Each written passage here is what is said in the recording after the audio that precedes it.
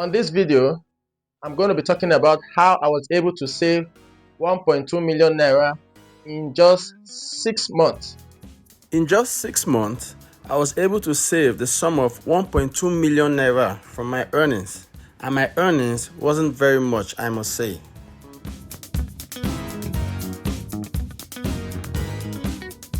I started my financial journey to freedom about 4 years ago. So I had been an investor for over a decade, investing in properties, car hire business, even stocks, cryptocurrency, and even Ponzi scheme. Yeah, Ponzi scheme saw me get burnt, by the way. But I was doing all this without structure. The moment I got exposed to financial literacy, just changed the game for me. I knew that I'm supposed to have my emergency fund saved in a high yield savings account. Supposed to have an emergency fund which is 6 months of my living expenses or 6 months of my cost of living. Then I immediately began an aggressive saving system. Earlier, I made a video on steps to take to save up your emergency fund, and I also made a video on budgeting. So please do well to check those videos out because I will not repeat everything here. This video talks about a more aggressive pattern to follow to reach your savings goal very fast that you may not believe yourself. So as at then, I was making about 400,000 naira. So based on my budgeting, I was saving 25%, which was 100,000 naira monthly. By saving 100,000 monthly, for me to get to 6 months of my living expenses, because as at that time, my living expenses for 1 month was 200,000 naira. So for me to save that for 6 months, that would be 1.2 million naira. So if I were to save that by only relying on my budgeting of saving 25% of my total earnings for the month, it will be 1.2 million naira divided by 100,000. That would take me 1 year, that is 12 months, to save up my emergency fund. But by being aggressive about it, I ended up doing it in 6 months, which was half of the time I was to save my emergency fund for. If I were just going by my budgeting style, which was still aggressive, but I had to go another level of being aggressive for me to save up that emergency fund as quick as I could. So actually, some people don't have problem cutting out the purchase of unnecessary things or services, but they still are not able to save a substantial amount of money in a short time. This is where you think about how you can get additional savings from your income. If you can have the mindset that the more you cut costs is how you pay yourself, because every penny is kept aside for savings and investment is how you ultimately pay yourself. So I had to first cut out several unnecessary costs. Like, I avoided eating outside. I always take my food to work. Well, shout out to my wife on that one. She always hook me up real good. So you have to avoid eating outside. Always cook your food, take your food to work. That will save you a great day. I stopped buying clothes at that point in time. I did not buy any clothes whatsoever. So I can say now, since that time, for about 3 years now, I've not bought a new clothes. Is that good? Well, I don't know. It depends on you. But I've not bought a new clothes. There's not everybody that can do that because, for my job, I don't really wear all these different dresses or clothes to work. I only wear uniform, so I can easily manage that. I have my uniform straight, my uniform good, my shoes good, then I'm good. After coming back from work, I barely go out, so for my own situation, that particular means can be managed. Or if you are somebody that works in the corporate sector and you have to be wearing your suit, your tie, wearing different clothes, then I think that might not really work for you. But for me, it actually worked for me. That after I even reached my target, I now saw buying of clothes and all this fancy stuff as a big waste of resources, a big waste of my money. So I just, get by and wear what I have. And good enough. I did not add weight. I'm still as I am. So that can easily work for me. Or if you are somebody that has been adding weight over time, then you cannot stick through with that. But I'm trying to change that though, because I think I have to buy new clothes. I think I have to buy new clothes at one point in time. I'm looking at next year. Next year, I'll have a total overhaul of my wardrobe. So I'm just going to ship away everything there and bring in new clothing. So you might not want to emulate that, but that is just my own style. I had to cancel unimportant subscription. At that point in time, subscription like TV and entertainment subscription like Netflix and all whatnot, DSTV, and so on.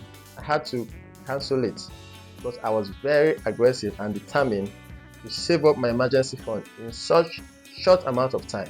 I also stopped usage of heavy electrical equipment to cut down power consumption, and also internet consumption was reduced. So the internet subscription I used to do at that time, I had to slash it down by almost 40%, just so that I could have a little bit more to put into my savings account.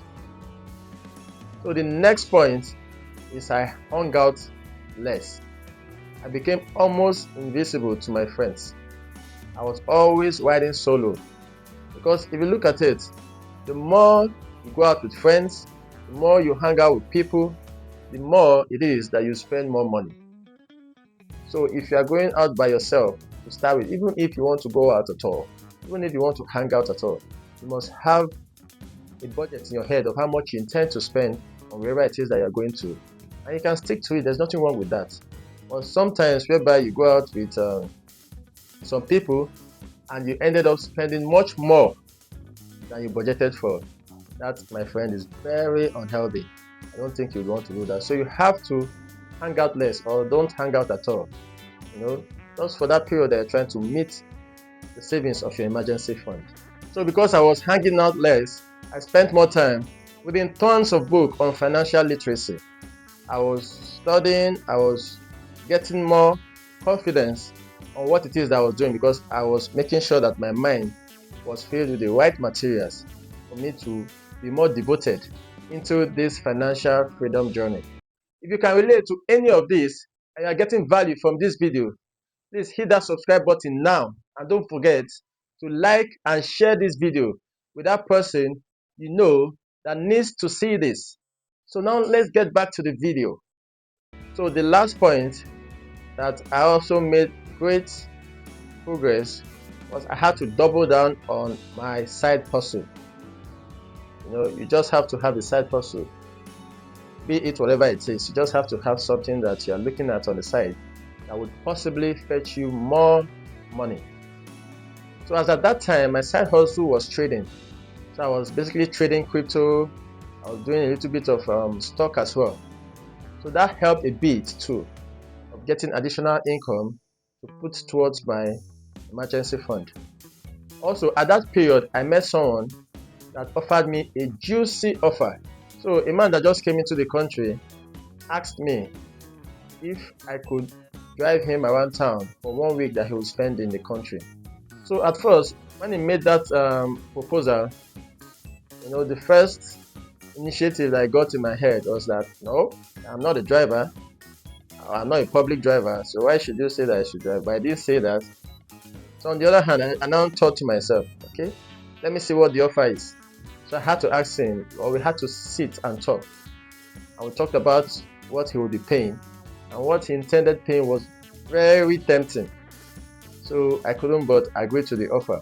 Well, I did the job, and for just 6 days, I made what my job could not pay me for 2 months. Well, anyways, I already met my savings target before I got that job. I just remember, so I think it shouldn't count. Yeah, it shouldn't count then. After you consider all what I mentioned earlier, you still feel you may not be able to meet your emergency fund savings in 6 months. Then you have to take on this aggressive path.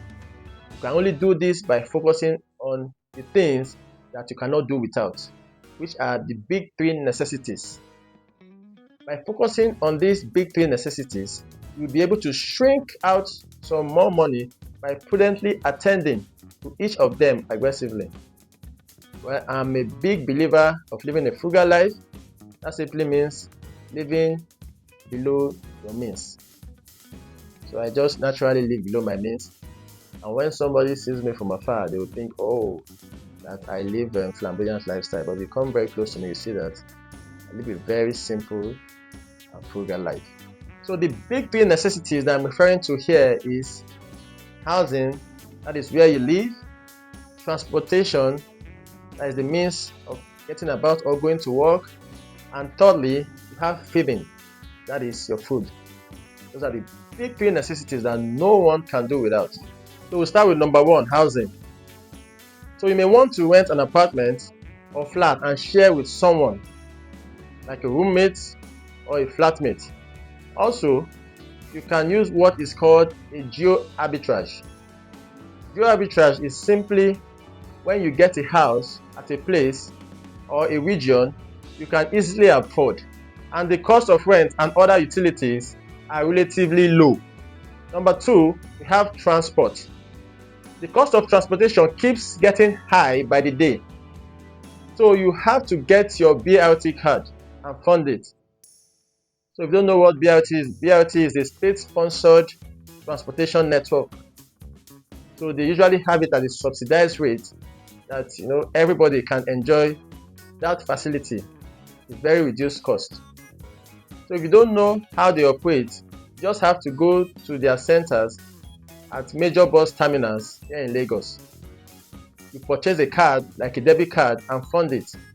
Whenever you use this BRT service, they debit you. This is much cheaper and easier to go around with because they have their own route.